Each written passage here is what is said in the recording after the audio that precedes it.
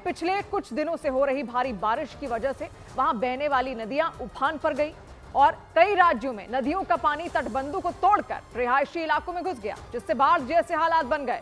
लेकिन राजस्थान के धौलपुर में उस वक्त हाहाकार मच गया जब उफनती पार्वती नदी के तेज बहाव में एक छोटा ट्रक बह गया। उस ट्रक पर 4 लोग सवार थे और वो चारों भी ट्रक के साथ नदी में बह गए।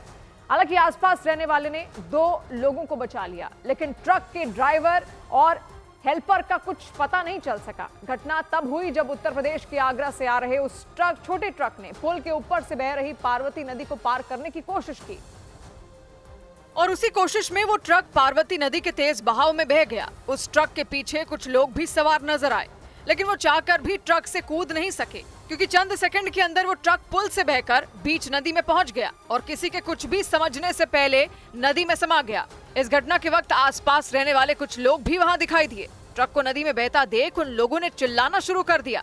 सुनकर ऐसा लगा जैसे वो ट्रक के पीछे सवार लोगों को कूदने के लिए कह रहे हों। उफनती पार्वती नदी में ट्रक बहने की घटना धौलपुर के मनिया थाना इलाके में हुई। पुलिस के मुताबिक भारी बारिश की वजह से उस इलाके से बहने वाली पार्वती नदी उफान पर आ गई। नदी का पानी पुल के ऊपर से बहना शुरू हो गया। लोगों के मुताबिक जो ट्रक नदी में बहा वो उत्तर प्रदेश के आगरा से आ रहा था। रास्ते में उसमें 2 मजदूर सवार हो गए, लेकिन वो ट्रक पुल को पार करने की कोशिश में नदी में बह गया। हालांकि आसपास के लोगों ने दोनों मजदूरों को बचा लिया, लेकिन ट्रक के ड्राइवर और हेल्पर का कुछ पता नहीं चल सका। इधर राजस्थान की श्री गंगा नहर में कई रिहायशी इलाकों में बाढ़ का संकट आ गया। वहां आसमान से इतना पानी बरसा कि लोगों की मुसीबत बढ़ गई और उनका घरों से बाहर निकलना भी दूभर हो गया क्योंकि सड़कों पर पानी लबालब नजर आया। मूसलाधार बारिश के बाद श्री गंगानगर जिले के सूरतगढ़ में कोहराम मच गया। लगातार हो रही बारिश के कारण वहां कई इलाकों में जलभराव हो गया। सड़कों पर पानी भरने की वजह से वहां से गुजरने वालों की परेशानी बढ़ गई। इस बीच एक मोटरसाइकिल सवार तो गिरते गिरते बचे। ऐसे ही हालात शहर के बाकी इलाकों के भी रहे। सड़कों पर कई फीट पानी इकट्ठा होने की वजह से कई गाड़ियां फंसी नजर आईं। साइकिल से जाने वाले बच्चों की तो हालत खराब दिखी। उनकी साइकिल कई बार पानी में फंसती दिखी और पानी की समुचित निकासी व्यवस्था न होने के कारण इस प्रकार की शहर का ये हर बार बरसात में यही आलम रहता है। इस दौरान एक गाड़ी तो काफी देर तक बीच सड़क पर खड़ी नजर आई। उसके इंजन में पानी भरने से उसका रास्ता पार करना मुश्किल हो गया। सड़कों पर बाढ़ जैसी स्थिति होने की वजह से कई दुकानों पर ताला लगा दिखा और शहर के कई बाजार पूरी तरह से बंद नजर आए क्योंकि आगरा में मूसलाधार बारिश हुई। इतनी बारिश कि शहर की कई सड़कें तालाब में बदल गईं। इसका विरोध करने के लिए बाल योगी लव कुमार नाम के एक आदमी रबर की नाव लेकर सड़क पर जाम हुए उस पानी में उतर गए और सड़क पर नाव चलाकर उन्होंने नगर निगम के खिलाफ प्रदर्शन किया। ऑरेंज रंग की नाव में बाल योगी लव कुमार शहर की मुख्य सड़कों पर उतरे। वो अपने साथ एक माइक और एक लाउड स्पीकर भी लेकर आए। अवसर बनाइए और मैं तो कहता हूं कि एक नाव आगरा वासियों अपने घर ले आइए। इस दौरान उन्होंने आगरा के नगर निगम और खास तौर पर महापौर पर निशाना साधा। उन्होंने दावा किया कि स्मार्ट सिटी प्रोजेक्ट के तहत आगरा को जो करोड़ों का बजट दिया गया था उसका सही तरीके से इस्तेमाल नहीं किया गया। 1800 करोड़ में से 8 करोड़ रुपए भी अगर पानी निकालने में आगरा ने महापौर लगा देती तो आज ये पानी का जलभराव शहर में ऐसे ना हो रहा। आगरा में हुई मूसलाधार बारिश के बाद शहर की मुख्य सड़कों के साथ ही कई और इलाकों में भी हालात खराब हो गए। कई जगहों पर घुटनों के ऊपर तक पानी भर गया, जिसकी वजह से पैदल चलने वालों को तो मुसीबत हुई ही, साथ ही कई गाड़ियां और ऑटो भी बीच रास्ते में खराब हो गए। और न सिर्फ आगरा बल्कि उत्तर प्रदेश के कई हिस्सों में जारी मूसलाधार बारिश की वजह से गंगा नदी में आया उफान लोगों के लिए मुसीबत बन गया। बलिया समेत आसपास के कई इलाकों में तो गंगा नदी का कटान डराने वाला हो गया। वहां गंगा नदी के आसपास की जमीन सैलाब के साथ बह गई। बलिया के पास नौरंगा चक्की गांव में तो ये समस्या इतनी डरावनी हो गई कि लोग रात भर जागकर पहरा देते नजर आए ताकि खतरे के वक्त गांव के बाकी लोगों को आगाह किया जा सके। ऐसा इसलिए क्योंकि बलिया के पास गंगा नदी का उफान गांव की जमीन लीलने पर आमादा दिखा। सड़कों का आधे से ज्यादा हिस्सा बह गया और लोगों के घर भी टूट फूट गए। एक मकान के नीचे की मिट्टी तो ऐसी बही कि उस मकान की एक तरफ की दीवार ढह गई। अभी तक चक्की नौरंगा में करीब 20-25 घर गिर गए हैं और रोकने का कोई सुविधा नहीं है। इन घटनाओं के बाद तो लोगों में ऐसा डर बैठ गया कि वो अपना सामान लेकर गांव से निकलते दिखे। उनको अपने घर से किसी और जगह पे हमें शिफ्ट कराना पड़ा, बाढ़ संग्रहालय केंद्र पर या कहीं और भी। हमने शासन द्वारा जो निर्धारित सहायता राशि किट है उन सबको हमने प्रदान कराई है। जिला प्रशासन ने दावा किया कि जिन लोगों के घरों को बारिश और बाढ़ की वजह से नुकसान पहुंचा, उन्हें मुआवजा दिए जाने के निर्देश दे दिए गए। और इस बीच प्रयागराज में भी गंगा और यमुना नदी का उफान देखने को मिला। वहां जलस्तर बढ़ने से हनुमान मंदिर कॉरिडोर डूब गया। वहां भारी बारिश के बाद दोनों नदियां उफान पर आ गईं और चारों तरफ बाढ़ जैसे हालात हो गए। और नदी का जलस्तर बढ़ने से हनुमान कॉरिडोर के आसपास पानी का कब्जा नजर आया। बड़े हनुमान मंदिर का आधा हिस्सा पानी में डूबा दिखा। गंगा का पानी उस मंदिर के अंदर भी घुस गया, जिससे लोगों की मुश्किलें बढ़ गईं। हालांकि नदियों का जलस्तर बढ़ने के बाद भी कई श्रद्धालु गेट के पास ही गंगा में डुबकी लगाते दिखे। हर हर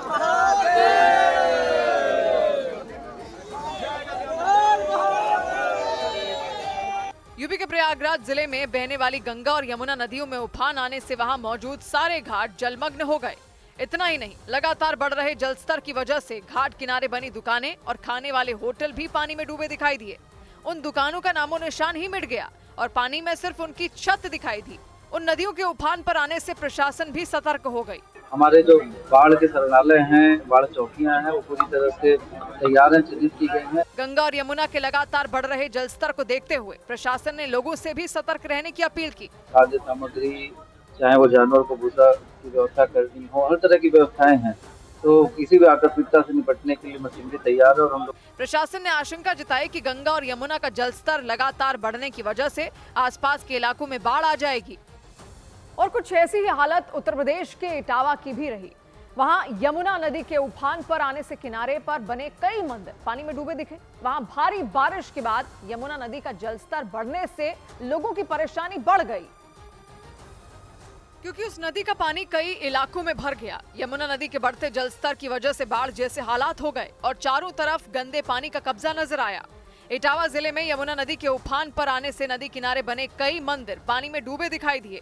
इतना ही नहीं, छोटे छोटे मंदिरों का तो सिर्फ ऊपरी हिस्सा ही पानी में दिखाई दिया। यमुना नदी का जलस्तर बढ़कर मंदिर के पास बने शमशान घाट तक भी पहुंच गया, जिससे लोगों की मुसीबत बढ़ गई। उस अंदाज से जो है ये मालूम पड़ता है कम से कम 2.5 फुट पानी बढ़ चुका है। वहां मंदिर के पास बने कई घाटों का नामो निशान ही मिट गया। उस नदी का पानी मंदिर की सीढ़ियों को पार करके कई फीट ऊपर तक पहुंच गया। इस वजह से मंदिर में लोगों के आने पर भी रोक लगा दी गई। यमुना का जलस्तर बढ़ने से खेतों में भी पानी भर गया, जिससे किसानों के लिए भी आफत आ गई। नुकसान तो काफी है, क्योंकि सारे खेतों में पुल तक कभी कटवारी थी, तो सबका नुकसान ही है इस टाइम। इसके अलावा इटावा जिले में कई नदियों का जलस्तर खतरे के निशान से ऊपर आने की वजह से बाढ़ का खतरा बढ़ गया। और उत्तर प्रदेश के संबल में भी गंगा नदी के बढ़ते जलस्तर ने लोगों की मुश्किल बढ़ा दी। उत्तर प्रदेश के संबल में गंगा नदी का पानी खतरे के निशान को पार कर गया, जिससे आसपास के इलाकों में पानी घुसने का खतरा मंडराने लग गया। बताया गया कि नरौरा बैराज से 80,000 क्यूसेक पानी छोड़ा गया, जिससे गंगा नदी का जलस्तर अचानक बढ़ गया। हालांकि प्रशासन ने बाढ़ से निपटने की पूरी तैयारी करने का दावा किया। भारी बारिश के बाद चेनाब नदी का जलस्तर बढ़ने से प्रशासन ने निचले इलाकों में रहने वाले लोगों के लिए चेतावनी जारी करते हुए नदी के किनारे वाले इलाकों से दूर रहने की अपील की। उत्तर प्रदेश के आगरा में चंबल नदी के बेकाबू होने से डूब चुके कई इलाकों के लोग अपने घर छोड़ने को मजबूर हो गए। वहां पिनाहट क्षेत्र में रहने वाले कुछ लोग सुरक्षित जगहों की तलाश में निकल पड़े, क्योंकि नदी के पानी ने पूरे इलाके को डुबो दिया। हालांकि बारिश रुकने के बाद नदी का जलस्तर कम होता नजर आया। इधर उत्तर प्रदेश के हमीरपुर में यमुना और बेतवा नदी का पानी खतरे के निशान के ऊपर जाते हुए वहां कोहराम मच गया। दोनों नदियों के आसपास मौजूद दर्जनों गांव पानी में डूब गए। सैकड़ों मकानों में पानी घुस गया। हालात इस कदर बिगड़ गए कि बड़ी संख्या में लोगों को अपने घर छोड़ने पड़े। कुछ लोग तो ऊंचाई वाले इलाकों में सड़कों पर पनाह लेने को मजबूर हो गए, क्योंकि यमुना और बेतवा नदी ने रौद्र रूप अख्तियार कर लिया। दोनों नदियां खतरे के निशान को पार कर गईं। नदियों से आया पानी निचले इलाकों में रह रहे लोगों के लिए मुसीबत बन गया। उनके मकानों से लेकर खेत खलिहानों तक पानी ही पानी दिखाई दिया। सब कुछ डूब गया। लोगों ने बताया कि नदियों का पानी इतनी तेजी से आया कि उन्हें संभलने तक का मौका नहीं मिला। घरों में रखी जरूरी चीजें भी पानी में बर्बाद हो गईं। कई मकानों की तो दीवारें भी गिर गईं। बाढ़ के बीच जहरीले सांपों और बिच्छुओं का खतरा बढ़ गया। ऐसे में कुछ लोगों ने अपने घर छोड़ दिए और ऊंचे इलाकों में सड़क के किनारे डेरा डाल दिया। हमें रोड में पड़े हैं, हमारे बच्चे वहाँ गांव भीतर हैं। उत्तर प्रदेश के हमीरपुर में यमुना और बेतवा नदी का संगम होता है। बेतवा नदी की शुरुआत मध्य प्रदेश के रायसेन जिले से होती है, जो विदिशा और ललितपुर होते हुए हमीरपुर पहुंचती है। जबकि उत्तराखंड के उत्तरकाशी से निकलने वाली यमुना हरियाणा और दिल्ली के बाद उत्तर प्रदेश के मथुरा और आगरा से होते हुए हमीरपुर पहुंचती है। वहां बेतवा नदी यमुना में मिल जाती है। दोनों नदियों में उफान के बाद उनके मिलने वाले इलाके में बाढ़ आ गई। और न सिर्फ उत्तर प्रदेश बल्कि आसमान से बरसती ये मुसीबत हिमाचल प्रदेश के लिए भी खतरा साबित हुई। हिमाचल प्रदेश के कई जिलों में भारी बारिश के बाद अहम रास्ते ठप्प हो गए। वहां कई घंटों तक जोरदार बारिश हुई। इसकी वजह से कई जगहों से पहाड़ खिसकने की घटनाएं भी सामने आई। मनाली में एक जगह पर पहाड़ खिसकने के बाद सड़क की सूरत ही बदल गई और उस सड़क पर सिर्फ कीचड़ ही कीचड़ नजर आई। कहीं पत्थर जमा हो गए तो कहीं मिट्टी भरी दिखाई दी। उस सड़क की हालत ऐसी हो गई कि वहां से गुजरना किसी खतरे से कम नहीं था। यही वजह रही कि इस रास्ते को बंद कर दिया गया और गाड़ियों के आने जाने पर रोक लगा दी गई। प्रशासन ने इस रास्ते को दोबारा खोले जाने तक रूट डाइवर्ट कर दिया और लोगों को दूसरे रास्ते से जाने के निर्देश दे दिए। और मनाली की तरह कांगड़ जिले के नूरपुर में भी भारी बारिश से हालात बेहद खराब हो गए। वहाँ के ज्यादातर इलाकों में पानी भर गया। इसके अलावा कई बरसाती नाले भी उफान पर आ गए। इसकी वजह से वहां बाढ़ जैसे हालात बन गए। भारी बारिश और पहाड़ खिसकने से वहां के भी कई अहम रास्तों का बुरा हाल हो गया, जिसकी वजह से लोगों की परेशानी बढ़ गई। हिमाचल प्रदेश के कई जिलों में आने वाले दिनों में भी भारी बारिश होने का अनुमान जताया गया। ऐसे में प्रशासन की तरफ से लोगों से अपील की गई कि नदी और नालों के पास ना जाएं और सिर्फ जरूरी काम होने पर ही घरों से बाहर निकलें। और हिमाचल प्रदेश के मंडी में भी लगातार बारिश के बाद पहाड़ दरकने से लोगों के लिए मुसीबत खड़ी हो गई। वहां चंडीगढ़ मनाली हाईवे पर पहाड़ों से बड़े बड़े पत्थर आकर गिरे। इसकी जानकारी मिलते ही पुलिस और प्रशासन की कई टीमें वहां पहुंच गईं और तुरंत चंडीगढ़ मनाली हाईवे को साफ करने में जुट गई। उस हाईवे पर पत्थरों और मलबे का ढेर लगा दिखाई दिया। इसके अलावा वहां एक गाड़ी भी पलटी नजर आई। पुलिस के मुताबिक मनाली की तरफ से आ रही वो गाड़ी मलबे की चपेट में आ गई। इस हादसे में कार चलाने वाले व्यक्ति बुरी तरह घायल हो गए और उस गाड़ी को भी भारी नुकसान हुआ। पहाड़ों से पत्थरों के छोटे छोटे पौधे भी टूटकर सड़क पर आ गए। इसके बाद उस रास्ते पर गाड़ियों के गुजरने की जगह ही नहीं बची। यही वजह रही कि उस रास्ते को तुरंत बंद कर दिया गया। वहां कई पुलिसकर्मी भी खड़े नजर आए। वो उस रास्ते को जल्द से जल्द साफ करवाने में जुट गए। पुलिस ने बताया कि वहां लगातार हो रही बारिश की वजह से दोबारा पहाड़ खिसकने का खतरा मंडराना शुरू हो गया। इसकी वजह से उस हाईवे को बहाल करने में देरी हो सकती है। प्रशासन ने लोगों से अपील की कि वो चंडीगढ़ मनाली हाईवे के दोबारा खुलने तक दूसरे रास्तों से यात्रा करें। और हिमाचल प्रदेश के ही लाहौल स्पीति में तो बादल फटने से लोगों में दहशत मच गई। बादल फटने की वजह से लेह मनाली हाईवे बंद हो गया और सेना के लिए सड़क बनाने वाले संगठन BRO के कैंप में भी मलबा घुस गया। क्योंकि बादल फटते ही ऊंचाई से पानी के साथ बड़े बड़े पत्थर बहने लग गए। वहां पहाड़ से पानी, मिट्टी और पत्थर एक साथ तेजी से नीचे गिरते दिखाई दिए। इसके बाद तो वहां मौजूद लोगों में अफरा तफरी मच गई। कुछ देर पहले तक वो लोग सड़क पर खड़े थे, लेकिन मलबा गिरते देख उन्होंने अपनी जान बचाने के लिए दौड़ लगा दी और भागकर थोड़ी दूर चले गए। वो लोग वहां शोर मचाते सुनाई दिए। लाहौल स्पीति में केलांग से करीब 10 किलोमीटर दूर जिस्पा के पास ग्रेफ कैंप इलाके में बादल फट गया। बादल फटने से अचानक ऊंचाई से पानी के साथ मलबा गिरने लग गया। इस दौरान ऐसा लगा मानो मजबूत सड़कें भी मलबे के साथ बह जाएंगी। हालांकि बादल फटने की वजह से किसी के घायल होने की खबर सामने नहीं आई, लेकिन सेना के लिए सड़क बनाने वाले संगठन BRO के कैंप में मलबा घुस गया। वहां लेह मनाली हाईवे पर गाड़ियों का गुजरना बंद हो गया और बिजली के तारों और खंभों को भी काफी नुकसान पहुंचा। और लगातार हो रही भारी बारिश की वजह से हरियाणा के हिसार में भी हालात बिगड़ गए। वहां आसमान से इतना ज्यादा पानी बरसा कि शहर के ज्यादातर इलाके बारिश के पानी में डूब गए। वहां के सिविल अस्पताल में पानी घुस गया। शहर की तमाम सड़कों पर घुटनों तक पानी भर गया, जिससे वहां रहने वाले लोगों की मुसीबतें बढ़ गईं। क्योंकि हिसार में आसमान से बूंदों की शक्ल में मानो आफत बरसी। इतना ज्यादा पानी बरसा कि शहर के कई इलाकों ने मानो जल समाधि ले ली। हर तरफ पानी ही पानी नजर आया। वहां के दिल्ली रोड से लेकर शहर के मिल गेट रोड तक का पूरा इलाका पानी में समा गया। मिल गेट रोड के पास तो सड़क पर आदमी के कमर तक पानी भर गया, जिसमें भैंसें तैरती दिखाई दी। आसपास खड़ी इमारतों का निचला हिस्सा पूरी तरह डूबा नजर आया। दुकानों और मकानों में पानी घुस गया। इसी तरह एक दूसरे इलाके में सड़क पर पानी भरने से हरियाणा रोडवेज की एक बस बंद हो गई। इसके बाद उसमें सवार लोगों को खुदाई करने वाली मशीन पर बिठाकर दूसरी जगह पहुंचाया गया। लोगों के मुताबिक पिछले 2 दिनों से हिसार में लगातार भारी बारिश हुई, जिसकी वजह से शहर के ज्यादातर इलाकों में बाढ़ जैसे हालात बन गए। सड़क पर घुटनों तक पानी भरने से लोगों का उस पर चलना तक मुश्किल हो गया। गाड़ियां सड़कों पर रेंगने के लिए मजबूर हो गईं। और कुछ ऐसी ही हालत मध्य प्रदेश की भी रही। मध्य प्रदेश के दमोह जिले में भारी बारिश के बाद बाढ़ जैसे हालात हो गए। वहां बारिश की वजह से नदी नाले उफान पर आ गए और इस वजह से कई गांव पानी में डूब गए और बारिश का पानी कई मकानों के अंदर घुस गया। वहां बाढ़ जैसी स्थिति होने से लोगों की मुसीबत बढ़ गई। चारों तरफ पानी ही पानी नजर आया। इस बीच राहत और बचाव का काम भी शुरू किया गया। इस दौरान कुछ लोग एक गर्भवती महिला को लकड़ी की एक तख्ती पर बिठाकर रास्ता पार करते दिखे। इस तरह बाढ़ की चपेट में आए लोगों को उनके मकानों से निकालकर सुरक्षित जगहों पर पहुंचाया गया। जो घर से लोग बेघर हो गए हैं उनके लिए राशन पानी, कपड़ा आदि जो भी सामग्री है उसके लिए उपलब्ध कराई जा रही है। दमोह जिले में ब्यारमा नाम की नदी के उफान पर आने से कई इलाके जलमग्न हो गए और चारों तरफ बाढ़ जैसे हालात नजर आए। सबसे ज्यादा बुरा हाल सगोरिया नाम के उस गांव का रहा। वहां आसमान से इतना पानी बरसा कि सड़कों का नामो निशान ही मिट गया। पुलों पर पानी भर जाने से या कुछ छोटे एरियाज में नीचे जल भराव होने से गांव टापू की तरह बन जाने की स्थिति निर्मित हुई। सड़कों पर पानी भरने से लोगों के साथ साथ जानवरों के लिए भी मुसीबत बढ़ गई, क्योंकि कई मकान पानी भरने की वजह से तबाह हो गए।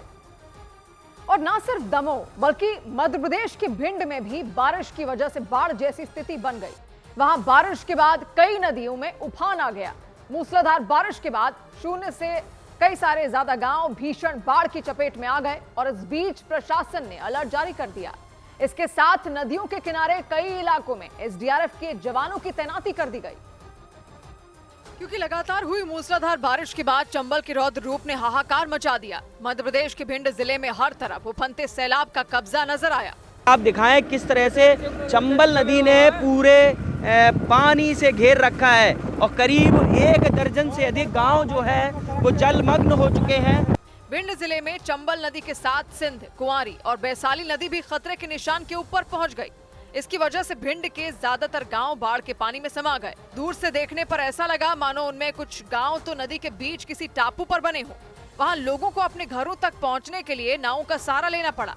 अहमदाबाद से आए तो वहाँ पे पानी ज्यादा भरा हुआ है, गेहूँ कुछ खराब हो रहा है, इसलिए घर पे जाना बहुत जरूरी था। बाढ़ की वजह से प्रशासन की तरफ से एसडीआरएफ की कई टीमें अलग अलग गाँव में तैनात कर दी गयी, ताकि वक्त रहते पानी में फंसे लोगों को सुरक्षित जगह पर पहुंचाया जा सके। वहां नदियों के किनारे एसडीआरएफ के कई जवान गश्त करते नजर आए। 20 से 25 लोगों का रेस्क्यू किया है सर। वहां के लोगों के मुताबिक चंबल नदी में आई बाढ़ को लेकर प्रशासन की तरफ से कोई अनाउंसमेंट नहीं कराई गई थी। उन्होंने आरोप लगाया कि इलाके में अचानक बिजली भी काट दी गई और इसकी वजह से उन्हें काफी दिक्कतों का सामना करना पड़ा। और मध्य प्रदेश के पड़ोसी राज्य छत्तीसगढ़ में भी बारिश कहर बनकर बरसी। छत्तीसगढ़ के कई इलाके तो मूसलाधार बारिश की वजह से परेशानी में आ गए। वहां कई नदियां उफान पर आ गईं। छत्तीसगढ़ के कांकेर में ऐसा ही एक नदी को पार करने की कोशिश करना कुछ लोगों को भारी पड़ गया। कांकेर में वो लोग अपनी जान जोखिम में डालकर उस उफनती नदी को पार करते नजर आए। कांकेर में कई घंटों तक जोरदार बारिश हुई। इसके बाद वहां की मेढकी नदी और कुछ बरसाती नाले उफान पर आ गए और इसकी वजह से कुछ लोगों को मजबूरी में उसी उफनती नदी से होकर गुजरना पड़ा। वहां कुछ लोग संभल कर अपने कदम बढ़ाते नजर आए। इस दौरान उनमें एक आदमी ने तो एक बच्चे को भी गोद में उठाया हुआ था। उनके आगे एक स्कूटर सवार भी जाता दिखाई दिया। उस उफनती नदी को पार करने के लिए उन सभी लोगों ने अपनी जान खतरे में डाल दी। हालांकि गनीमत ये रही कि उन सभी लोगों ने सही सलामत उस नदी को पार कर लिया, वरना पानी के तेज बहाव को देखकर तो ऐसा लगा जैसे वो सबको अपने साथ बहा ले जाएगा। कांकेर में देर रात से ही जोरदार बारिश शुरू हो गई। कई घंटों तक हुई लगातार बारिश की वजह से वहां की मेंढकी नदी और कई बरसाती नाले उफान पर आ गए। इसके बाद लोगों के पास उस उफनती नदी को पार करने के अलावा कोई दूसरा रास्ता ही नहीं बचा और इसीलिए उन्होंने उस नदी को पार करने के लिए अपनी जान खतरे में डाल दी। इस बीच अयोध्या में सरयू नदी में लगातार बढ़ते पानी के बाद प्रशासन ने सख्ती बढ़ा दी। अयोध्या में सरयू नदी का जलस्तर लगातार बढ़ने के बाद प्रशासन ने स्नान घाट वाले इलाकों में सख्ती बढ़ाते हुए एसडीआरएफ और जल पुलिस को तैनात कर दिया। साथ ही सरयू नदी में नाव चलाने पर भी रोक लगा दी गई। बिहार की राजधानी पटना में बाढ़ के पानी में नहाने गए 5 बच्चे डूब गए। हालांकि वहां रहने वाले लोगों ने सूझबूझ दिखाते हुए उन 5 बच्चों को सुरक्षित बाहर निकाल लिया। बताया गया कि उनमें 2 बच्चों की हालत बिगड़ गई, जिसके बाद उन्हें अस्पताल ले जाया गया। उत्तर प्रदेश की जालौन में यमुना नदी खतरे के निशान से 1.5 मीटर ऊपर पहुंच गई। वहां कई घाट बाढ़ के पानी में डूब गए। इसके साथ ही रिहायशी इलाकों में भी बाढ़ के पानी ने कोहराम मचा दिया। उधर महाराष्ट्र के पुणे में उस वक्त बवाल मच गया जब सोशल मीडिया पर आपत्तिजनक पोस्ट के बाद दो समुदायों के लोग आमने सामने आ गए। हालात तब बिगड़ गए जब दोनों समुदाय के लोग आपस में भिड़ गए। देखते ही देखते उनके बीच पथराव शुरू हो गया। इसके बाद तो बवाल रोके नहीं रुका। उन लोगों के बीच तनातनी बढ़ती गई और फिर अचानक उनमें कुछ लोगों ने आसपास खड़ी गाड़ियों में आग लगा दी। इस दौरान पथराव तो हुआ ही, साथ ही कई दुकानों में भी तोड़फोड़ की गई। इसकी जानकारी मिलते ही पुलिस ने वहां मोर्चा संभाला और बवाल कर रहे लोगों को खदेड़ना शुरू किया। पुलिस ने हालात संभालने के लिए उन पर आंसू गैस के गोले तक दागे। पुलिस के मुताबिक ये बवाल पुणे से करीब 80 किलोमीटर दूर दौंड इलाके में हुआ। पुलिस सूत्रों के मुताबिक 26 जुलाई को छत्रपति शिवाजी महाराज की प्रतिमा के साथ छेड़छाड़ की घटना हुई थी। इसी वजह से वहां विरोध हो रहा था। आरोप है कि उसी दौरान मुस्लिम समुदाय से जुड़े एक लड़के ने सोशल मीडिया पर एक विवादास्पद पोस्ट कर दी और उसी विवादास्पद पोस्ट पर दोनों समुदाय के लोग आपस में भिड़ गए। कुछ लोगों ने पुणे के दौंड इलाके में मौजूद एक मस्जिद पर पथराव शुरू कर दिया। हालांकि वहां मौजूद पुलिस के जवानों ने उन्हें रोकने की कोशिश की, लेकिन इसके बाद भी वो लोग नहीं माने। वो लोग मस्जिद पर ताबड़तोड़ पत्थर फेंकते रहे, जिससे वहां भगदड़ जैसे हालात बन गए।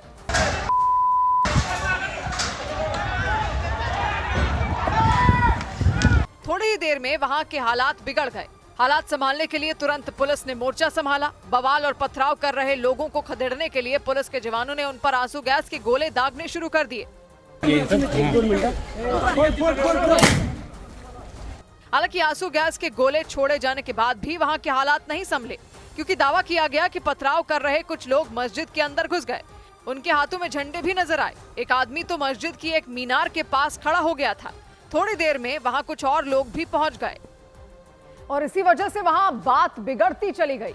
दावा किया गया कि उन लोगों ने मस्जिद की मीनार पर भगवा झंडा तक लगा दिया। पुलिस के मुताबिक वहां रहने वाले मुस्लिम समुदाय के एक लड़के ने करीब एक हफ्ते पहले सोशल मीडिया पर आपत्तिजनक पोस्ट की थी। दावा किया गया कि इसके बाद दूसरे समुदाय के लोग भड़क गए थे। उसकी वजह से गांव में तनाव फैल गया था।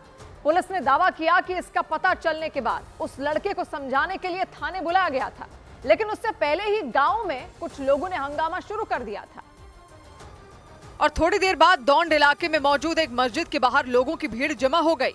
मस्जिद के बाहर खड़े लोगों ने वहां हंगामा शुरू कर दिया। इसका पता चलने के तुरंत बाद पुलिस के जवान वहां पहुंच गए, क्योंकि लोगों के गुस्से को देखकर ऐसा लगा जैसे वो लोग मस्जिद पर टूट पड़ेंगे। हुआ भी बिल्कुल वैसा ही। थोड़ी देर बाद उन लोगों ने मस्जिद पर पथराव शुरू कर दिया, जिससे वहां के हालात बेकाबू हो गए। आरोप लगाया गया कि मस्जिद पर पथराव कर रहे लोगों ने आसपास खड़ी कुछ गाड़ियों में आग लगा दी।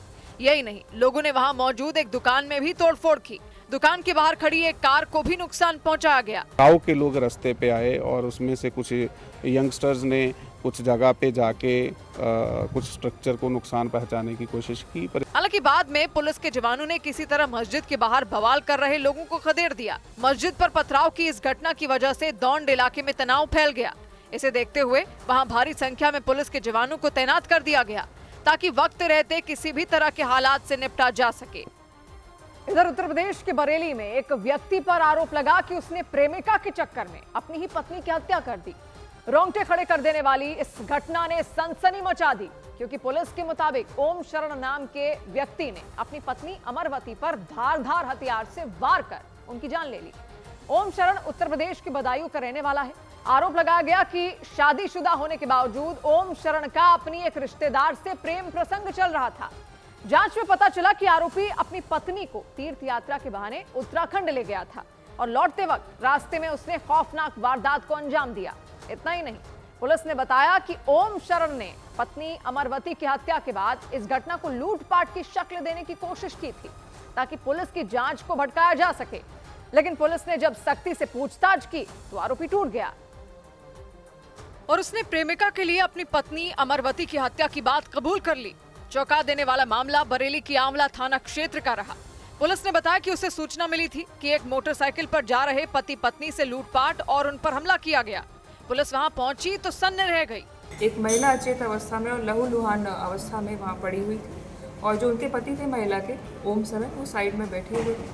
पुलिस के मुताबिक महिला की मौत हो चुकी थी, लेकिन वहां लूटपाट के कोई संकेत नहीं मिले।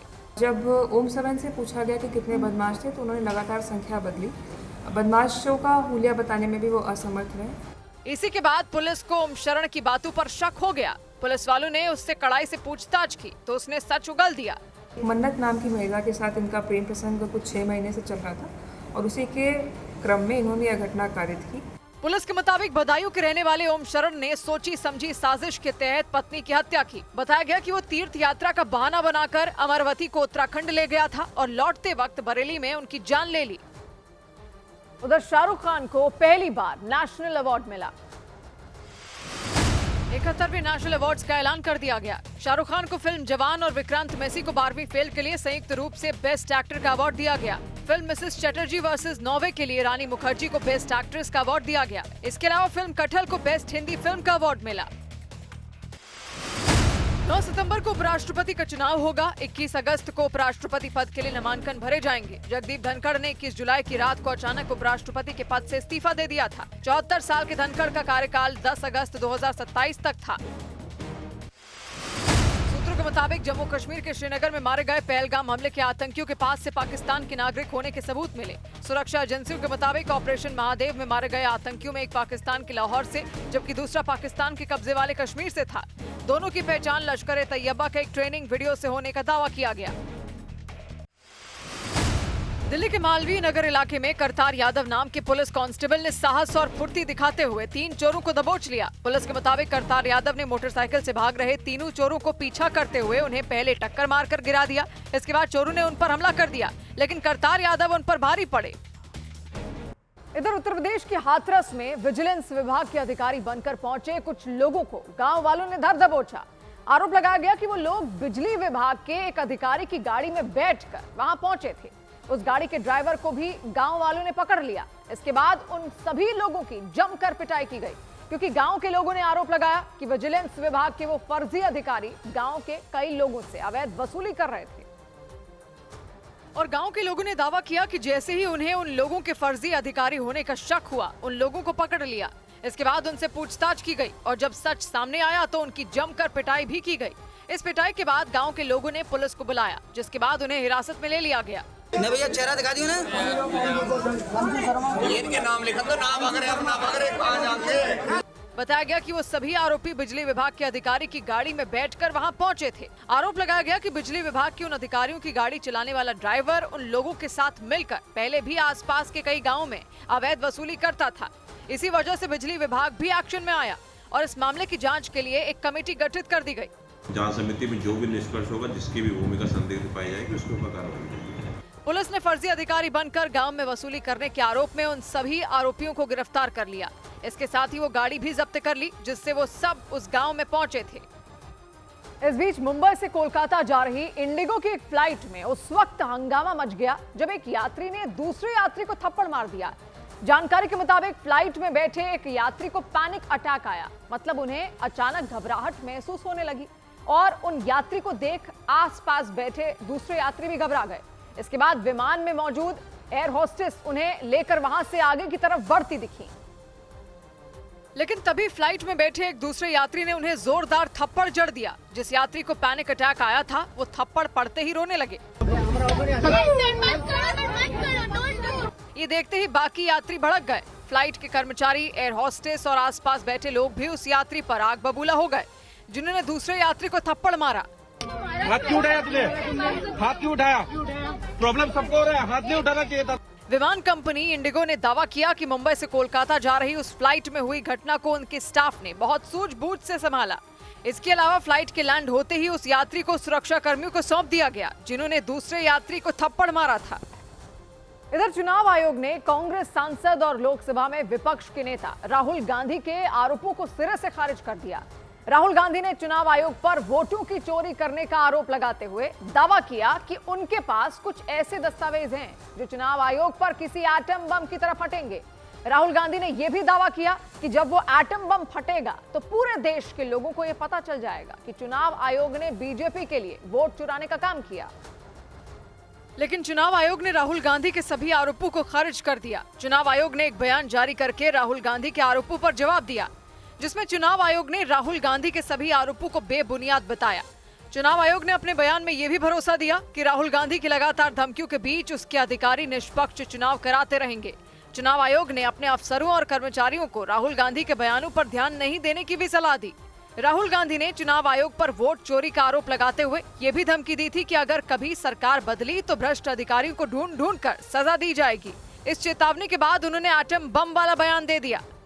जो हमें मिला है वो एटम बम, मतलब एटम बम है, फटेगा तो आप इलेक्शन कमीशन आपको दिखेगा नहीं हिंदुस्तान। लेकिन राहुल गांधी के इस बयान पर बीजेपी ने उन्हें घेर लिया। ये कैसी भाषा है आप सोचिए, हम इलेक्शन कमीशन के ऊपर एटम बम की तरफ फट जाएंगे। अरे ये कैसी भाषा है भैया। बीजेपी ने दावा किया कि कांग्रेस पार्टी और राहुल गांधी चुनावों में लगातार मिल रही अपनी हार की खींच निकाल रहे हैं। इस बीच यूपी के मिर्जापुर में लूटपाट के आरोपी को पुलिस ने मुठभेड़ के बाद गिरफ्तार कर लिया। उत्तर प्रदेश के मिर्जापुर में पुलिस ने मुठभेड़ के बाद एक शातिर बदमाश को गिरफ्तार करने का दावा किया। पुलिस के मुताबिक वो लूट के एक मामले में फरार चल रहा था। पुलिस को उसके पास अवैध हथियार, कारतूस, कैश और एक मोटरसाइकिल मिली। उत्तर प्रदेश के प्रतापगढ़ में पुलिस ने लूट के 3 आरोपियों को मुठभेड़ के दौरान गिरफ्तार करने का दावा किया। पुलिस के मुताबिक कुछ दिन पहले वो आरोपी गहनों के कारोबारी से 7 किलो चांदी और सोने के गहने लूटकर फरार हो गए थे।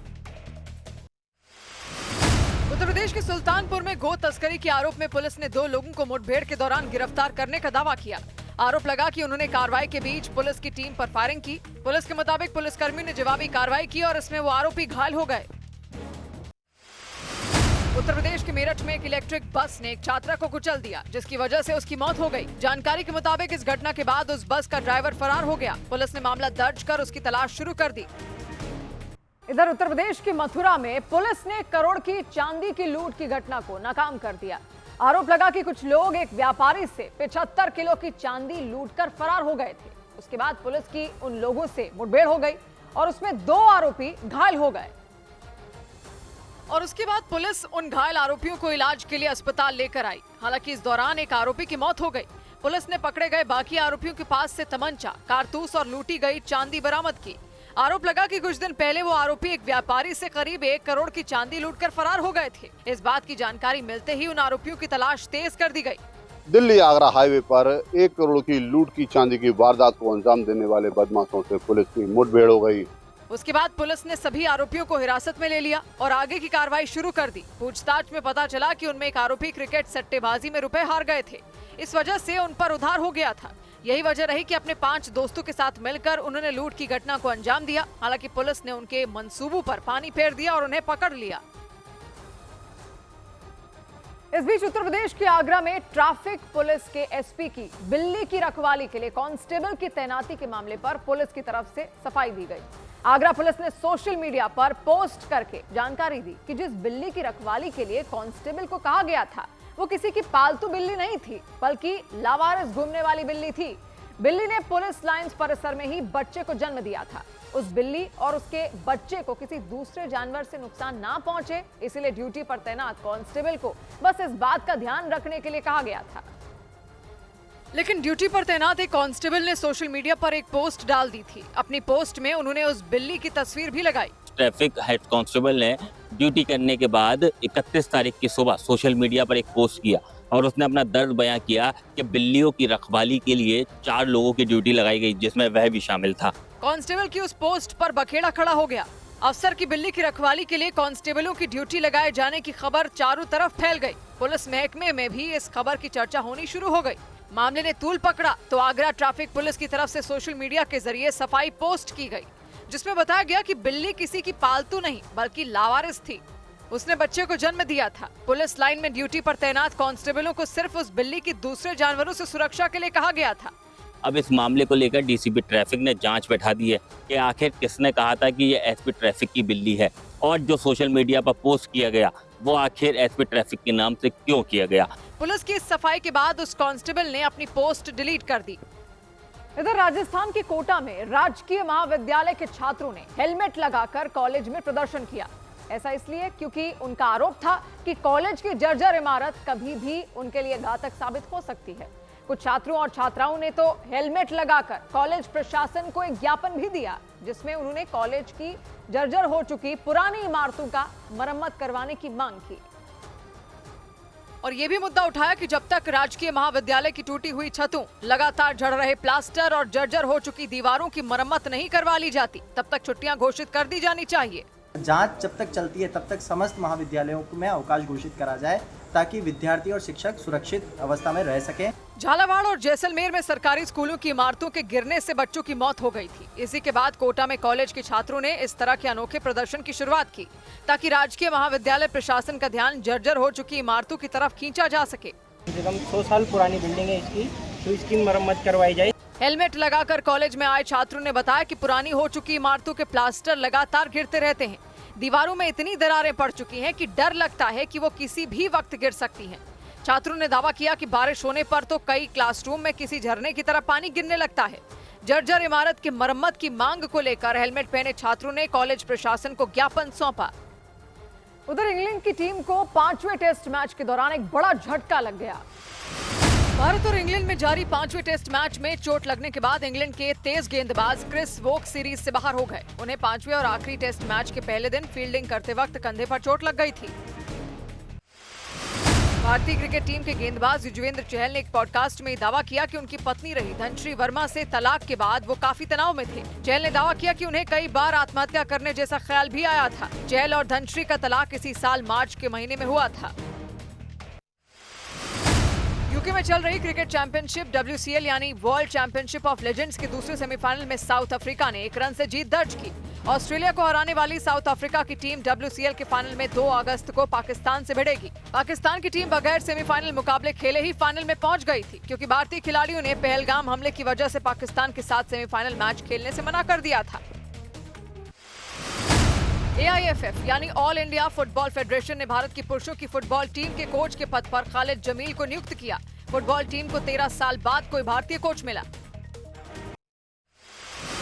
चुनाव आयोग ने क्रिकेटर रिंकू सिंह को मतदाता जागरूकता अभियान के ब्रांड एम्बेसडर के पद से हटा दिया। माना जा रहा है कि ये फैसला इसलिए लिया गया क्योंकि रिंकू सिंह समाजवादी पार्टी की सांसद प्रिया सरोज से शादी करने वाले हैं। चुनाव आयोग का नियम ये कहता है कि किसी भी राजनीतिक पार्टी से जुड़े व्यक्ति को चुनाव आयोग में कोई भी अहम जिम्मेदारी नहीं दी जा सकती। इस बीच बिहार की राजधानी पटना में सरकारी नौकरियों में डोमिसाइल यानी स्थानीय निवास प्रमाण पत्र लागू करने की मांग को लेकर बड़ी संख्या में शिक्षक अभ्यर्थियों ने सड़क पर उतरकर प्रदर्शन किया। लेकिन हंगामा तब खड़ा हो गया जब अभ्यर्थियों का हुजूम पटना कॉलेज से मुख्यमंत्री आवास का घेराव करने के लिए निकला। हाथों में बैनर और पोस्टर लेकर अभ्यर्थी नारे लगाते हुए सड़कों पर आगे बढ़ने शुरू हुए। लेकिन मुख्यमंत्री आवास से पहले ही पुलिस ने सड़क पर बैरिकेडिंग कर प्रदर्शन कर रहे लोगों को रोक लिया। पुलिस की कार्रवाई से प्रदर्शन कर रहे लोग भड़क गए। कुछ लोग बैरिकेड को सड़क से हटाने में जुट गए। इस पर जब पुलिस ने उन्हें रोका तो वो लोग उनसे उलझ गए। कुछ प्रदर्शनकारी पुलिस अधिकारियों से बहस करते दिखाई दिए। इस दौरान प्रदर्शन कर रहे लोगों ने नारेबाजी भी की।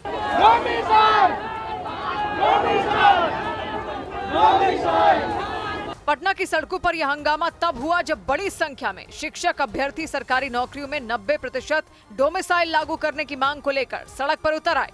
वो लोग मुख्यमंत्री से मिलने की जिद पर अड़े रहे। इस दौरान प्रशासन के कुछ अधिकारियों ने उन्हें समझाने की भी कोशिश की, लेकिन वो नहीं माने। 2025 चुनाव के लिए हम लोग वोटर हैं, नीतीश जी के वोटर हैं। बस मिल ले हम लोगों से, डोमिसाइल लागू कर दे नीतीश कुमार जी, हम लोग वोट देंगे, चुनाव प्रचार करेंगे। प्रदर्शन कर रहे अभ्यर्थियों ने चेतावनी दी कि अगर उनकी मांग नहीं मानी गई तो वो नीतीश सरकार को सत्ता से उखाड़ फेंकेंगे। काफी देर तक पुलिस और प्रशासन के अधिकारियों से प्रदर्शनकारियों की बहस होती रही। बाद में पुलिस ने कुछ लोगों को हिरासत में ले लिया। उधर मालेगांव ब्लास्ट केस में जांच करने वाले पूर्व ATS अधिकारी ने बड़ा दावा किया। महबूब मुजावर नाम के अफसर के मुताबिक धमाके के बाद उनके अफसरों ने RSS प्रमुख मोहन भागवत को गिरफ्तार करने का आदेश दिया था। महबूब मुजावर के मुताबिक मालेगांव केस के उस समय के जांच अधिकारी परमवीर सिंह और उनके सीनियर अधिकारियों ने उन पर यह दबाव बनाया था कि वो मोहन भागवत को गिरफ्तार कर लें। परमवीर सिंह उस वक्त मुंबई ATS के एडिशनल कमिश्नर थे। मालेगांव ब्लास्ट केस में उन्होंने ही साध्वी प्रज्ञा ठाकुर और लेफ्टिनेंट कर्नल प्रसाद पुरोहित को गिरफ्तार किया था। 29 सितंबर 2008 को मालेगांव में बम धमाका हुआ था, जिसमें 6 लोगों की मौत हुई थी और 100 लोग घायल हो गए थे। लेकिन उस मामले में 17 साल बाद सभी 7 आरोपियों को NIA कोर्ट ने बरी कर दिया। NIA कोर्ट का फैसला आने के बाद ATS के अधिकारी रह चुके महबूब मुजावर ने बहुत बड़ा पर्दाफाश किया। उनके मुताबिक ATS के बड़े अधिकारियों ने उन्हें इस मामले में किसी भी तरह मोहन भागवत को गिरफ्तार करने का आदेश दे दिया था। आदरणीय मोहन भागवत जी, इनको भी लाने का मेरे को आदेश था। महबूब मुजावर ने बताया कि जब उन्होंने मोहन भागवत को झूठे आरोपों में गिरफ्तार करने से मना कर दिया तो उल्टा उन्हें ही जेल में डाल दिया गया था। मेरे पे झूठा गुना दाखिल हो गया एक, और उसके अंदर मेरे को अरेस्ट किया गया, अरेस्ट करके जेल में डाला गया। पूर्व एटीएस अफसर ने यह भी दावा किया कि उस वक्त जो भगवा आतंकवाद की बातें की जा रही थी वो सब एक साजिश थी। तपास जो करना चाहिए वो नहीं हुआ। भगवा आतंकवाद, हिरवा आतंकवाद, ये था, ये गलत था, झूठ था। मालेगांव ब्लास्ट केस में कोर्ट ने साध्वी प्रज्ञा ठाकुर समेत सभी 7 आरोपियों को बरी कर दिया था। लेकिन एटीएस के पूर्व अधिकारी के दावे के बाद सियासी तापमान बढ़ गया। भगवा आतंकवाद के मुद्दे और मोहन भागवत को फंसाने का आरोप लगाते हुए बीजेपी ने कांग्रेस को घेर लिया, जबकि कांग्रेस ने पूर्व एटीएस अधिकारी महबूब मुजावर के दावों की जांच कराने और सच्चाई को सामने लाने की मांग की। लेकिन पूर्व एटीएस अधिकारी महबूब मुजावर के दावों को आधार बनाकर बीजेपी ने तब की यूपीए सरकार और गांधी परिवार पर निशाना साधा। इस प्रकार के विंडिक्टिव एटीट्यूड के साथ उस समय की कांग्रेस पार्टी काम कर रही थी और यह सब कुछ गांधी परिवार के कहने पर हो रहा था। महाराष्ट्र के मुख्यमंत्री देवेंद्र फडणवीस ने भी आरोप लगाया कि तब की कांग्रेस पार्टी ने आरएसएस के खिलाफ बहुत बड़ी साजिश रची थी। हिंदुत्ववादी और राष्ट्रीय स्वयंसेवक संघ के अधिकारी पदाधिकारी, इनको टारगेट करने का ये षड्यंत्र था। हालांकि कांग्रेस पार्टी ने पूर्व एटीएस अधिकारी महबूब मुजावर के दावों की जांच कराने की बात कही। अगर उन्होंने बयान दिया है तो उसकी जांच हो, छानबीन हो, क्या हकीकत है, क्या सच्चाई है, वो सामने आएगी। मालेगांव ब्लास्ट केस में एनआईए कोर्ट के फैसले और एटीएस अधिकारी के बयान को लेकर पूरे देश में सियासी पारा चढ़ गया। भगवा आतंकवाद का झूठा नैरेटिव फैलाने के आरोप लगाकर बीजेपी ने कांग्रेस को एक बार फिर घेरना शुरू कर दिया। उधर झारखंड के सरायकेला में सुरक्षा बल के जवानों ने भारी मात्रा में विस्फोटक बरामद किया। झारखंड के सरायकेला में सुरक्षा बल के जवानों ने भारी मात्रा में नक्सलियों के छिपाए विस्फोटक को बरामद किया और फिर सुरक्षित तरीके से उसे नष्ट कर दिया। सुरक्षा बल के मुताबिक गुप्त सूचना के आधार पर जवानों ने नक्सलियों के खिलाफ कुचाई थाना क्षेत्र में ऑपरेशन चलाया। दावा किया गया कि नक्सलियों ने पहाड़ी इलाके में विस्फोटक छिपाए थे। उत्तर प्रदेश के सहारनपुर में एक महिला के अपने प्रेमी के साथ भागने के बाद महिला के बेटे ने थाने में शिकायत दर्ज करा दी। महिला के पति की पहले ही मौत हो चुकी है। उसके बेटे ने बताया कि उसकी मां घर छोड़ने से पहले करीब 3.5 लाख रुपए और गहने भी ले गई। उसने अपनी मां और उसकी सहेलियों पर गंभीर आरोप लगाए। वो मारपीट करी कि तुम्हारे खिलाफ मुकदमा लिखा होगा, तुम तुझे जानते मारते हैं। उधर आंध्र प्रदेश के कर्नूल में राज्य सरकार में मंत्री बीसी जनार्दन रेड्डी के भाई ने वहां के श्री लक्ष्मी नरसिंह स्वामी मंदिर की सुरक्षा में तैनात एक पुलिस वाले को सबके सामने थप्पड़ मार दिया। इसके बाद तो वहां बवाल हो गया। एन चंद्रबाबू नायडू की पार्टी टीडीपी से विधायक और राज्य सरकार में मंत्री बीसी जनार्दन रेड्डी के भाई का ये सोशल मीडिया पर आग की तरह अब वीडियो फैल रहा है और उस वीडियो में आंध्र प्रदेश सरकार में मंत्री बीसी जनार्दन रेड्डी के भाई एक पुलिस वाले को थप्पड़ मारते नजर आए। ये घटना कर्नूल के श्री लक्ष्मी नरसिंह स्वामी मंदिर की बताई गई। आरोप लगाया गया कि मंत्री के भाई और पुलिस वाले के बीच मंदिर के अंदर जाने को लेकर अनबन हुई। पुलिस के मुताबिक इस दौरान मंत्री के भाई ने पुलिस वाले से गाली गलौज की। इसके बाद ये बहस अचानक बढ़ी और मंत्री के भाई ने पुलिस वाले के गाल पर एक जोरदार थप्पड़ मार दिया। इस मामले में कांग्रेस हमलावर नजर आई। कांग्रेस नेता वी गुरुनाथम ने इस मामले में एक्शन लिए जाने की मांग की।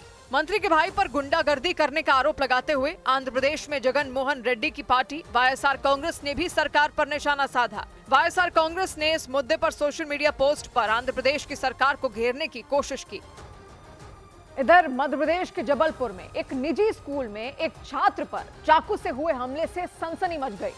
एक लड़का उस स्कूल में दाखिल हुआ और उसने वहां मौजूद उस छात्र पर हमला कर दिया। पुलिस के मुताबिक सोशल मीडिया पर उस छात्र और उस लड़के के बीच किसी बात को लेकर कहासुनी हुई थी। बताया गया कि इसी बात को लेकर वो लड़का भड़क गया और वो उस निजी स्कूल में घुसकर सरेआम उस छात्र पर हमला करता नजर आया। उसने पहले उसका हाथ पकड़ा और उसे खींचकर दरवाजे के पास ले आया। फिर तो वो चाकू से उस पर दोबारा वार करने की कोशिश करता दिखा। इस बीच एक टीचर दौड़ते हुए उनके पास पहुंचे और उन्होंने उस लड़के को पकड़ लिया, लेकिन वो लड़का उस पर भी हमले की कोशिश करता दिखाई दिया। इस दौरान वहां बड़ी संख्या में छात्र मौजूद थे और वो ये देखकर घबरा गए। इसके बाद एक और टीचर भागते हुए आए और उन्होंने भी उस लड़के को पकड़ लिया। चाकूबाजी की ये घटना जबलपुर के आधारताल इलाके के उस निजी स्कूल में हुई। पुलिस के मुताबिक उस छात्र ने सोशल मीडिया पर उस लड़के की एक पोस्ट पर कुछ कमेंट कर दिया और इसी बात को लेकर उनके बीच झगड़ा हो गया था। दोनों का पहले इंस्टाग्राम पे कुछ विवाद हुआ है। इंस्टा आईडी में विवाद के चक्कर में ये घटना हुई है। इसमें प्रकरणबंदीबद्ध कार्रवाई की जा रही है। इसके बाद पुलिस ने पूरे मामले की जांच शुरू कर दी, लेकिन इस घटना के बाद उस स्कूल में पढ़ने वाले बाकी छात्रों के परिवार वालों ने उनकी सुरक्षा पर कई सवाल खड़े कर दिए। इस बीच उत्तर प्रदेश के गोरखपुर में कुछ वकीलों की मजदूरों से झड़प हो गई। उत्तर प्रदेश के गोरखपुर में कलेक्टर ऑफिस में निर्माण के दौरान मजदूरों और वकीलों में झड़प हो गई। आरोप लगा कि कुछ वकीलों ने मजदूरों पर हमला कर दिया। इसकी वजह से वहां काफी देर तक हंगामा चलता रहा। हालांकि मजदूरों और वकीलों के बीच झगड़े की शुरुआत कैसे हुई इसका पता नहीं चल सका। दिल्ली में भूकंप के खतरों से निपटने के लिए मॉक ड्रिल की गई। इसमें दिल्ली पुलिस के साथ दमकल विभाग, सिविल डिफेंस और कई दूसरे विभागों के लोग शामिल हुए। मॉक ड्रिल के दौरान भूकंप के बाद घायल हुए लोगों को अस्पताल ले जाने की स्थिति को दिखाया गया। मध्य प्रदेश के राजगढ़ के डावड़ी नाम के गांव में मौजूद सरकारी स्कूल की छत गिरने से हड़कंप मच गया। स्कूल की छत रात में गिरी। इसकी वजह से वहां कोई बड़ा हादसा नहीं हुआ। गांव के लोगों ने दावा किया कि स्कूल की जर्जर इमारत की मरम्मत करवाने की प्रशासन से मांग की गई, लेकिन उनकी मांग पर किसी ने ध्यान नहीं दिया। कोलकाता में लगातार बारिश की वजह से कई लोगों के मकानों में दरारें पड़ गईं। इसके बाद उन मकानों में रहने वाले लोगों की मुसीबत बढ़ गई। कई लोगों ने तो डर की वजह से अपने मकान ही खाली कर दिए और सुरक्षित जगहों पर चले गए। उधर राजस्थान की राजधानी जयपुर में एक महिला को तेज रफ्तार एक कार ने टक्कर मार दी। आसपास के लोगों के मुताबिक भंवरी देवी नाम की वो बुजुर्ग महिला मंदिर से पूजा पाठ करके लौट रही थी। इसी दौरान उनके घर से थोड़ी ही दूरी पर तेज रफ्तार उस कार ने उन्हें टक्कर मार दी और टक्कर भी इतनी जोरदार कि भंवरी देवी हवा में उछलते हुए काफी दूर जाकर गिरी। हादसा झोटवाड़ा इलाके में हुआ। भंवरी देवी मंदिर से लौटते वक्त घर के पास पहुंची ही थी कि पीछे आ रही उस सफेद रंग की तेज रफ्तार कार ने उन्हें टक्कर मार दी। टक्कर लगते ही वो हवा में उछली और गिरने के बाद करीब 10 फीट लुढ़कते हुए सड़क पर बेहोश हो गई। टक्कर होते ही वहां अफरा तफरी मच गई। आसपास मौजूद लोग सड़क पर बेसुध पड़ी भंवरी देवी की तरफ दौड़े। कार चला रहे व्यक्ति ने भी गाड़ी रोकी और उनके पास पहुंचा, लेकिन टक्कर के बाद घायल भंवरी देवी को अस्पताल ले जाने की बजाय वो कुछ सेकंड बाद वहां से फरार हो गया। आसपास मौजूद लोगों ने बुजुर्ग महिला को अस्पताल में भर्ती करवाया। घायल भंवरी देवी के बेटे ने आरोपी कार चालक के खिलाफ झोटवाड़ा थाने में मामला दर्ज करा दिया। उधर तमिलनाडु के कोयम्बटूर में बीच सड़क पर ऐसी खौफनाक टक्कर हुई कि इसे देखने वाले लोग चीख पड़े। वहां एक कार ने एक मोटरसाइकिल पर सवार 2 लड़कों को भयानक तरीके से टक्कर मार दी। इसके बाद तो वहां हड़कंप मच गया, क्योंकि जोरदार टक्कर लगते ही उस मोटरसाइकिल पर सवार वो दोनों लड़के हवा में उछलते दिखाई दिए। इस हादसे से पहले वो दोनों लड़कों के साथ एक स्कूटर सवार भी सड़क पर आराम से गुजरता नजर आया।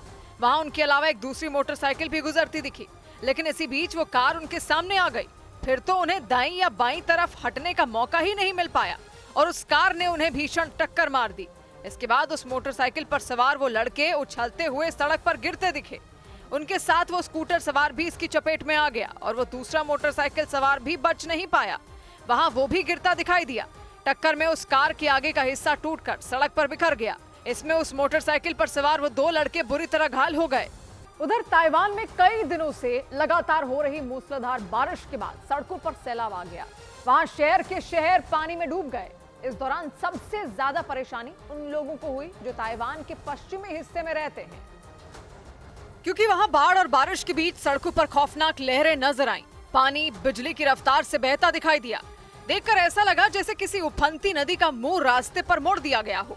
इतना ताकतवर सैलाब कि अगर गलती से भी कोई उसकी चपेट में आ जाए तो उसका बचना मुश्किल हो जाए।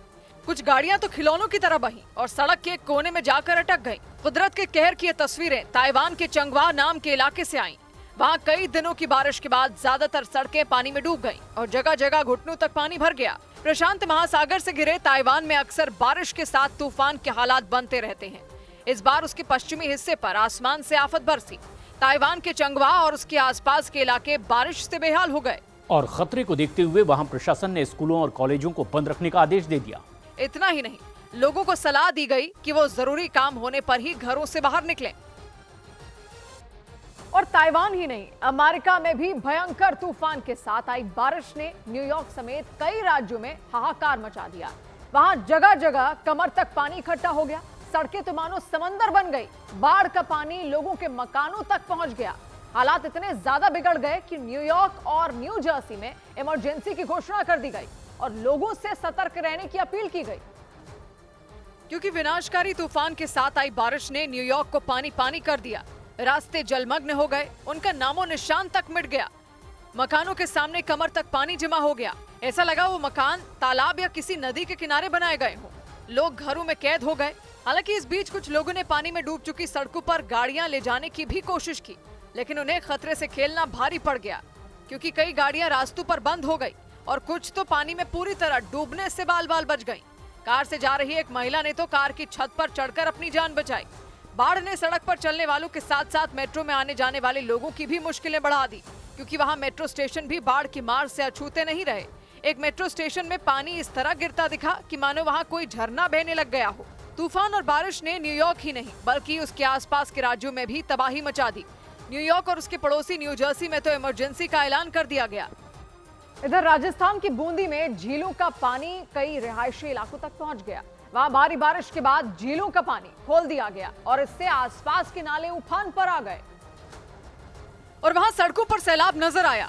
सड़कों और नालों का अंतर ही मिट गया। उस गंदे पानी से गुजरने को लोग मजबूर हो गए। राजस्थान के बूंदी जिले में भारी बारिश के बाद हालात बिगड़ गए। दुकानों के बाहर कई फीट पानी भरा नजर आया, जिससे लोगों की मुसीबत बढ़ गई। पानी की तेज लहरों को देखकर ऐसा लगा मानो वहां कोई उफनती नदी बह रही हो। इस दौरान पानी का बहाव तेज होने की वजह से लोगों की मोटरसाइकिलें फंसती नजर आईं। वो उसे खींचकर रास्ता पार करते दिखे। तो नवल सागर झील और जेल सागर झील में पानी की निकासी हो रही है, जिसके चलते बूंदी शहर में जगह जगह पानी का भराव हो गया है। बूंदी जिले के अलग अलग इलाकों की ऐसी ही हालत नजर आई। वहां सड़क पार करने वालों की परेशानी बढ़ गई। नाले उफान पर आने से चारों तरफ पानी का कब्जा दिखाई दिया। इस बीच पैदल चलने वालों के लिए तो आफत ही आ गई। वो सड़क पर संभल कर चलते नजर आए। उस मटमैले पानी से गुजरने को वो मजबूर हो गए। सड़कों पर जलभराव की वजह से गाड़ियों की आवाजाही भी धीमी हो गई। उधर राजस्थान के धौलपुर में चंबल नदी के खतरे के निशान से ऊपर पहुंचने के बाद सेना के जवानों की तैनाती कर दी गई। वहां लोगों ने आशंका जताई कि ऐसे ही जल स्तर बढ़ता रहा तो चंबल नदी पर बना पुराना पुल भी इसकी चपेट में आ जाएगा। ऐसे में प्रशासन की तरफ से निचले इलाकों में रहने वाले लोगों के लिए अलर्ट जारी कर दिया गया, क्योंकि खेत से लेकर रिहायशी इलाके तक बाढ़ के पानी में डूबे नजर आए। वहां एक जगह पर तो एक मकान की छत ही दिखाई दी, जबकि उसका पूरा हिस्सा पानी में समा गया। पानी भर चुका है, लोग बाग अपना सामान लेके टीले पर पहुंच गए हैं। रिहायशी इलाके डूबने की वजह से कुछ लोगों को अपना मकान तक छोड़ना पड़ा। उन्होंने रहने के लिए तिरपाल का सहारा लिया। उन्होंने तिरपाल के एक हिस्से को दीवार की तरह इस्तेमाल किया तो दूसरा हिस्सा उनके लिए छत बन गई। धौलपुर में चंबल नदी खतरे के निशान से ऊपर पहुंच गई और वहां 6 से ज्यादा गांव बाढ़ के पानी में डूब गए। सरमथुरा और राजाखेड़ा समेत कई दूसरे इलाकों में तो सड़कें भी लबालब हो गईं। लगातार हुई मूसलाधार बारिश के बाद कोटा बैराज से एक साथ लाखों लीटर पानी छोड़ा गया। मतलब कोटा बैराज से छोड़ा गया पानी और चंबल नदी के पानी ने कोहराम मचा दिया। इसी बीच धौलपुर के जिलाधिकारी वहां पहुंचे और उन्होंने हालात का जायजा लिया। जिन जिन गाँव में पानी आने की संभावना है तो हमने लिस्ट तैयार की है। वहाँ के गांव के लोगों को हमने सचेत कर दिया। तो उन लोगों से अपील है कि भाई आप जल्दी से जल्दी शिफ्ट करें, सुरक्षित जगह पे पहुंच जाए। धौलपुर के बाढ़ के खतरे को देखते हुए सेना के जवानों के साथ एनडीआरएफ और एसडीआरएफ के जवानों की तैनाती कर दी गई।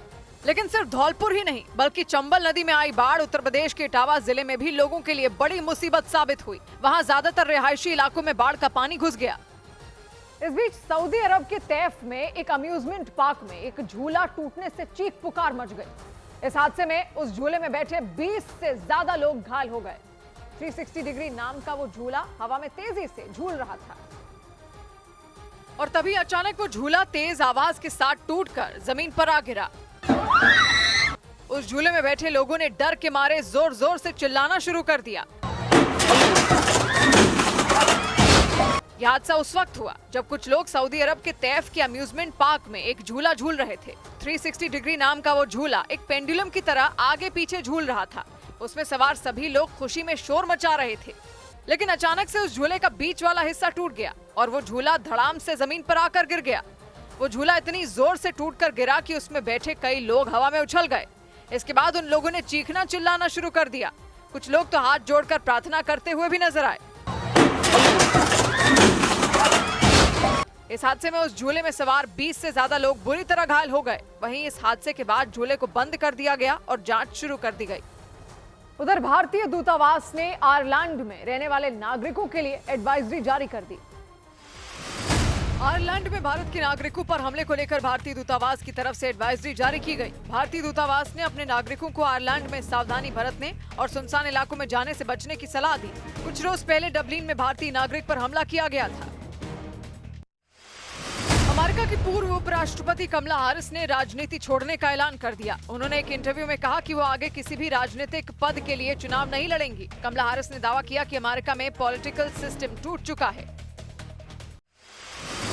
अमेरिकी राष्ट्रपति डोनाल्ड ट्रंप ने 10 से 41% तक नए टैरिफ यानी इंपोर्ट ड्यूटी वाले आदेश पर दस्तखत कर दिए। अमेरिका ने कनाडा पर 25% से बढ़ाकर 35% टैरिफ कर दिया। भारत समेत 70 से ज्यादा देशों पर 7 अगस्त से नया टैरिफ लागू होगा। इधर छत्तीसगढ़ के कांकेर में अवैध धर्म परिवर्तन के मामलों से परेशान होकर एक गांव के लोगों ने ऐसा कदम उठाया कि हर कोई हैरत में पड़ गया, क्योंकि उस गांव की पंचायत ने अपने गांव में पादरियों के आने पर रोक लगा दी।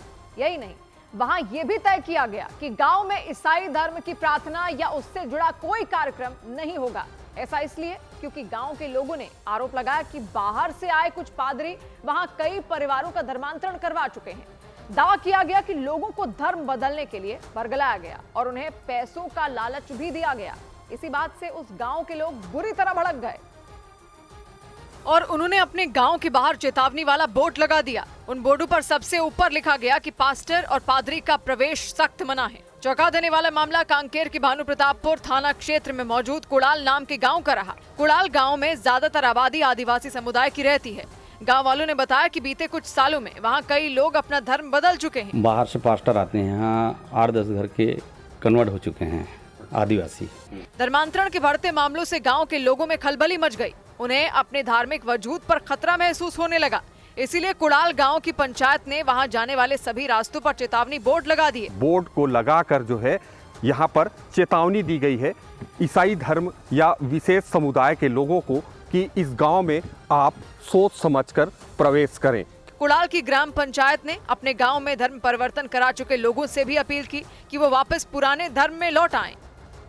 उधर बिहार के दरभंगा में उस वक्त दहशत मच गई जब एक बदमाश एक महिला की चेन छीनकर भाग गया।